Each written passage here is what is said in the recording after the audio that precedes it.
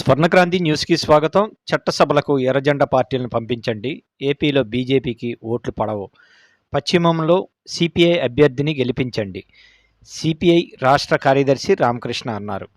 ప్రజా సమస్యలపై గొంతెత్తి ఎర్రజెండా పార్టీల ప్రతినిధులు చట్టసభలకు పంపించాలని సిపిఐ రాష్ట్ర కార్యదర్శి కె రామకృష్ణ ప్రజలకు విజ్ఞప్తి చేశారు.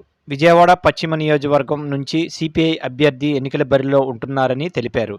సిపిఐ ఎన్టీఆర్ జిల్లా, కృష్ణా జిల్లాల సంయుక్త ఆధ్వర్యంలో జరిగిన సర్వసభ సమావేశంలో ఆయన ముఖ్య అతిథిగా పాల్గొన్నారు.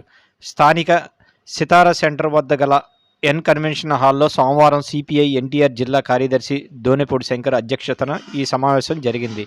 ఈ సందర్భంగా రామకృష్ణ మాట్లాడుతూ చిలకలూరుపేట సభలో ప్రధాని మోడీ అన్ని అబద్ధాలే చెప్పారని విమర్శించారు. కాంగ్రెస్, వైసీపీ రెండు ఒకటే అని చేసిన వ్యాఖ్యలను ఖండించారు.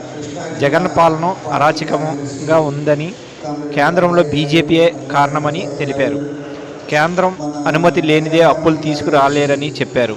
లోక్సభలో, రాజ్యసభలో వైసీపీ ఎంపీలు అన్ని అంశాల్లో మోదీ ప్రభుత్వానికి మద్దతునిచ్చారని ఆయన తెలిపారు. ఈ కార్యక్రమంలో సిపిఐ కృష్ణా జిల్లా సహాయ కార్యదర్శి ఏ ప్రసాద్, ఎన్టీఆర్ జిల్లా సహాయ కార్యదర్శి గుడ్డి రమేష్, సిపిఐ సీనియర్ నాయకులు కొరగంజి దుర్గంబ తదితరులు ఈ కార్యక్రమంలో పాల్గొన్నారు.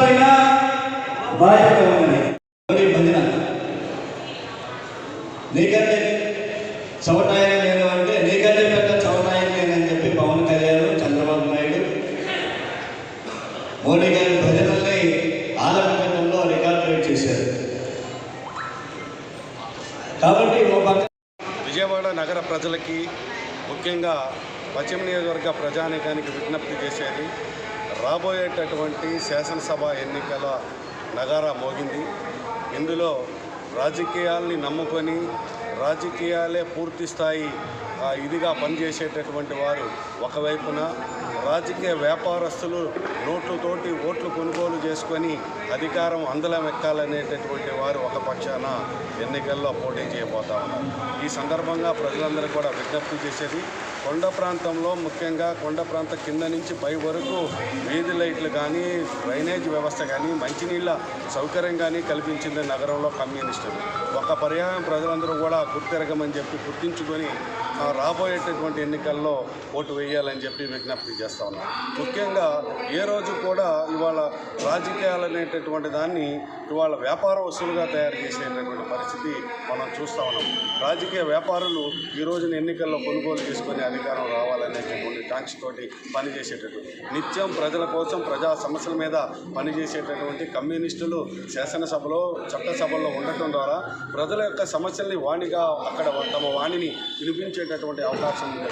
ఈ రోజున మన శాసనసభ చూస్తున్నాం. శాసనసభలో ఒకరిని ఒకరు వ్యక్తిగతంగా వారి కుటుంబాలని విమర్శించుకునేటటువంటి పద్ధతిలో సాగేటటువంటి బూతుల పురాణాలు సాగేటటువంటి శాసనసభలు చూస్తాము. అది కాదు కావాల్సింది. ప్రజల సమస్యల్ని ప్రతిబింబించి మాట్లాడగలిగేటటువంటి శాసన సభ్యులను ఎన్నుకోవాలి. ఆ రీతిన నగరంలో నగర సమగ్రాభివృద్ధి కాంక్షించేటటువంటి ప్రజలందరికీ కూడా విజ్ఞప్తి చేసేది, రాబోయేటటువంటి కాలంలో నీతిగా, నిజాయితీగా ప్రజల కోసం, ప్రజా సమస్యల కోసం పనిచేసేటటువంటి కమ్యూనిస్టులు శాసనసభలో ఉండేటటువంటి అవకాశం కలిగించాలని చెప్పి ఈ సందర్భంగా విజ్ఞప్తి చేస్తా ఉన్నాం. ముఖ్యంగా పశ్చిమ నియోజకవర్గంలో, ఈ నియోజకవర్గానికి ఇప్పటి వరకు జరిగినటువంటి ఎన్నికల్లో 15 సార్లు ఎన్నికలు జరిగితే 6 సార్లు శాసనసభ సభ్యులుగా తమ్మిన పోతరాజు గారు, ఉప్పలపాటి రామచంద్రరాజు గారు, కాకర్లపూడి సుబ్బరాజు గారు, అలాగే షేక్ నాసర్ అలీ గారు, వీరు శాసనసభలుగా పశ్చిమ నియోజకవర్గాన్ని నగర సమగ్రాభివృద్ధిలో ముందుకు తీసుకువెళ్ళినటువంటి అనుభవాలతోటి, వారి యొక్క దీనితోటి, వారి యొక్క త్యాగపూనితతోటి రాబోయేటటువంటి కాలంలో ఈ నియోజకవర్గంలో కమ్యూనిస్ట్ పార్టీ అభ్యర్థిగా పోటీ చేస్తారు. సిపిఐ అభ్యర్థిగా వామపక్షాలు బలపరిచేటటువంటి, వామపక్ష లౌకిక శక్తులు బలపరిచేటటువంటి సిపిఐ అభ్యర్థి ఈ నియోజకవర్గంలో రాబోయేటటువంటి ఎన్నికల్లో పోటీ చేయడం జరుగుతూ ఉన్నది. కంకి కోడల గుర్తు మీద మీ యొక్క అమూల్యమైన ఓటు వేసి గెలిపించాలని చెప్పి ఈ సందర్భంగా ప్రజానీకానికి, పశ్చిమ నియోజకవర్గ ప్రజానీకానికి విజ్ఞప్తి చేస్తాం.